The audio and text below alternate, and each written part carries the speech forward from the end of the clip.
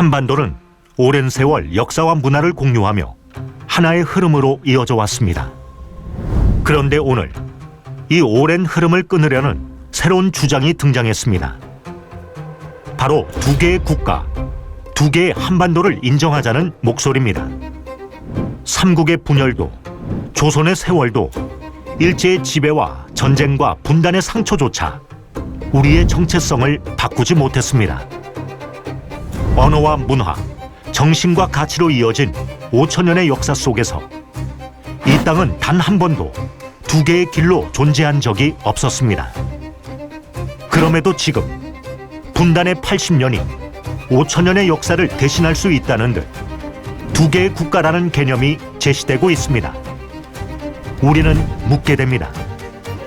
정치적 현실이 우리의 문명적 정체성을 다시 정의할 수 있는가?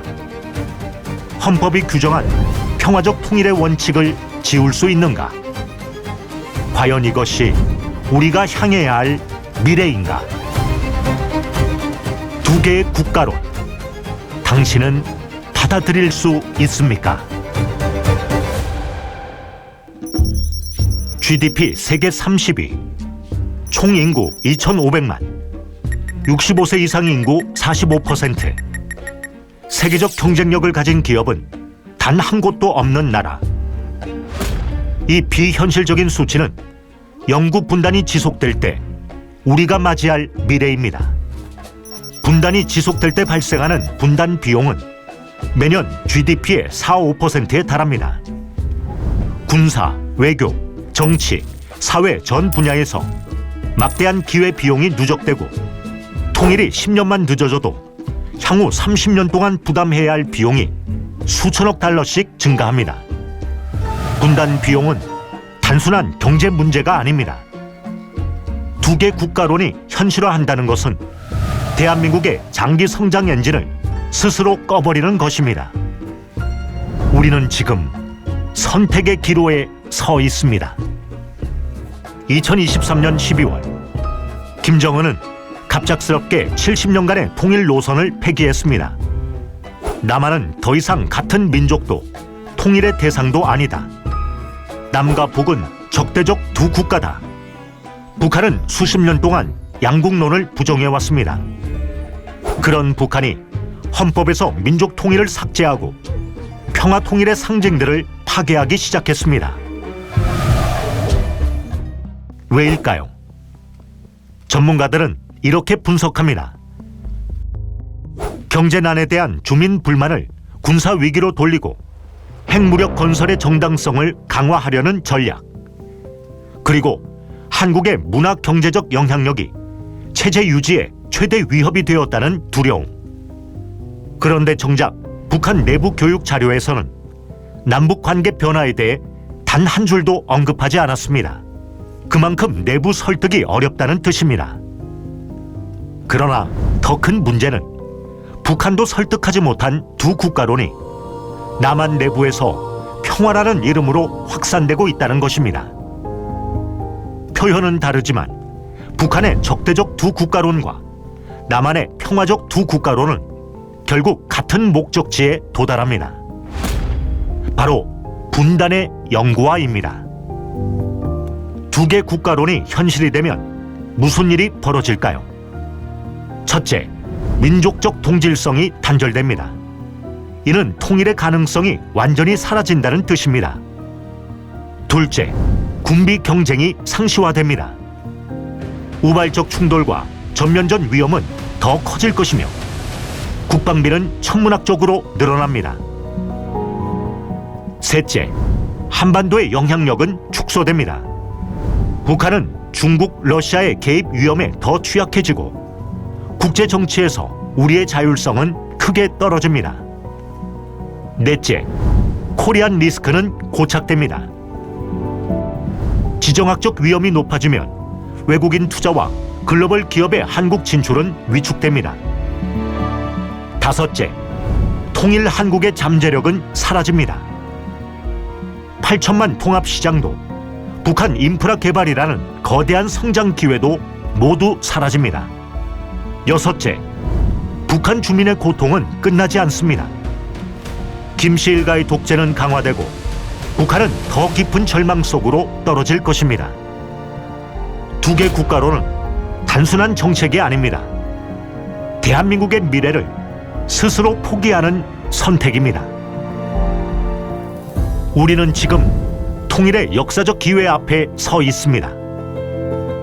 북한 체제를 지탱하던 배급 경제, 사상 통제, 공포 정치 중 두 축은 이미 무너졌습니다. 배급 경제는 붕괴했고 주민 대부분이 장마당에 의존하며 살아갑니다. 한국 드라마와 영화가 USB를 통해 퍼지며 사상 통제도 더 이상 작동하지 않습니다. 남은 것은 공포 정치뿐. 그러나 역사에서 공포만으로 영원히 유지된 정권은 없습니다. 국제 환경 역시 달라졌습니다. 북한은 러시아의 병력을 파병하며 체제의 한계를 드러냈고 중국과의 관계도 과거만큼 견고하지 않습니다. 러시아의 지원 또한 지속 가능하지 않습니다. 내부의 민심은 멀어지고 외부의 우산은 약해지고 있습니다. 북한 체제는 흔들리고 있습니다. 이런 때 두 개 국가론을 받아들인다는 것은 우리에게 온 역사적 기회를 스스로 버리는 선택입니다. 통일은 정치가 만드는 결과가 아닙니다. 베를린 장벽을 무너뜨린 것도 시민이었습니다. 누가 통일을 만들 것인가? 답은 분명합니다. 남과 북의 주민, 바로 우리입니다. 우리가 추구하는 한반도 통일은 체제의 단순 결합이 아니라 홍익인간 정신의 뿌리를 둔 코리안 드림입니다. 널리 인간을 이롭게 한다는 이 원칙은 남과 북 모두에게 설득력을 지니며 통일 한국이 나아갈 방향을 제시합니다. 통일의 첫걸음은 북한 주민에게 경쟁이 아니라 희망을 전하는 일입니다. 이를 통해 우리는 공동체의 윤리를 회복하고 한민족은 하나의 가족이라는 인식을 되찾을 것입니다. 그때 통일 한국은 마지막 냉전을 끝내고 도덕적 리더십으로 세계 평화에 기여하는 나라가 될 것입니다. 코리안 드림은 그 길을 향한 가장 확고한 비전입니다. 두 개 국가론이 선택한 길은 비전도 가능성도 미래도 없는 길입니다. 하지만 미래는 스스로 주인이 되겠다고 선택한 이들의 것입니다. 상상해 보십시오. 부산에서 파리까지 이어지는 길, 유라시아와 태평양을 잇는 새로운 중심 국가 통일 한국. 남한의 기술력과 북한의 자원, 노동력이 만나 혁신이 일어나고 8천만 통일 한국은 세계 무대의 중심에 설 것입니다. 청년들은 다시 미래를 꿈꾸고 북한 주민들은 공포에서 벗어나 자유와 희망을 누릴 것입니다. 더 이상 DMZ도 철조망도 없습니다.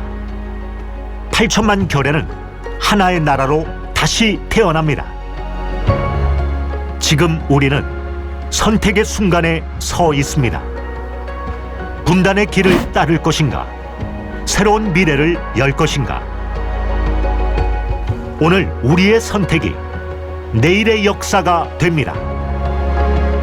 그리고 그 역사의 이름은 코리안 드림. 홍익인간의 꿈이 다시 깨어나는 새로운 문명의 시작입니다.